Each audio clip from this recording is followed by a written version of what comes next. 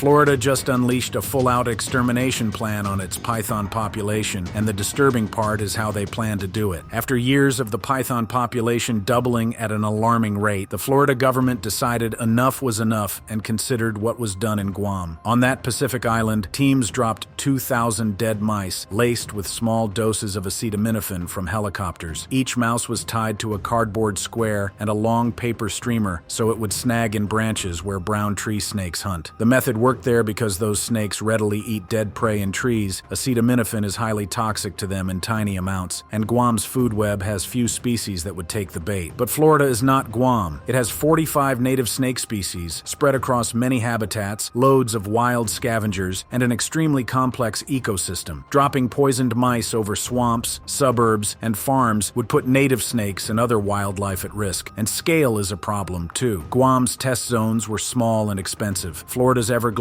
and surrounding lands cover millions of acres. There's also the practical concern that wild pythons don't always take dead baits, and that any poison that works slowly could cause suffering and still end up in the wrong animals. For Florida, the negatives simply outweighed the positives, so officials looked for tools that fit Florida. What Florida is doing now is a mix of restoration, tech, and trained noses. First, they leaned into a native ally, the eastern indigo snake. It's a large, non-venomous hunter that eats many things, including other snakes, and it's naturally part of the southeast. The species itself had been pushed down by habitat loss, so agencies and partners spent years breeding indigos at the Oriand Center for Indigo Conservation in Lake County, fixing up longleaf pine ground and protecting gopher tortoise burrows the snakes use for shelter. Then they began careful releases in North Florida. In May 2025, Florida marked its largest single release yet, 42 indigo snakes in the Panhandle, bringing the total across years into the hundreds. Biologists said these native predators eat anything that moves in front of them, from birds and small mammals to venomous snakes, which helps restore balance. The strongest sign came earlier, in 2023, when cameras recorded wild-born hatchlings in a North Florida preserve. That meant released indigos were not only alive, but reproducing in the wild again. The program is now in its 9th year, and while long-term survival numbers are still being tracked, reproduction in the wild is a major proof point that this part of the plan is working as intended. Florida also turned to machines. Engineers and wildlife staff built small robotic rabbits to draw out hidden pythons. Each decoy has soft fur, a warm core, tiny movements, and even a real-smelling scent pad. They sit inside small enclosures watched by cameras. When a python comes close, the system pings a contractor to come capture it. The decoys can run on solar power for long stretches, which matters in hot, wet places where batteries and people wear out fast. Early trials deployed more than 100 decoys at dawn across known hotspots. The most useful thing was the map that formed from every alert, which showed the clusters near breeding females and time-of-night patterns. Where machines can't go, Florida is using trained dogs. The Fish and Wildlife Conservation Commission worked up scent detection teams like Truman, a black Labrador, and Eleanor, trained to detect the trace odor pythons leave in grass and mud. Handlers prepared them for heat, water, and distractions, even using towels scented with python musk and live radio-tagged training snakes so the dogs learned real field cues. In 2020, Truman found an 8-foot Burmese python in Miami-Dade's Rocky Glades public area, showing the approach works outside the classroom. Today, these teams go out 5 days a week with a biologist, scanning public lands for live snakes, then stepping back while experts remove them. All of that lives beside the human hunt. Florida allows year-round, humane removal on many lands and runs the annual Python Challenge, which brings in hundreds of people to remove snakes for prizes and pride. Paid contractor programs patrol canal banks at night for hourly wages and per-snake bonuses, and biologists use Judas snakes with trackers to lead teams to hidden breeding sites. No single method is enough, but together they slow the spread and cut into the next generation of the pythons.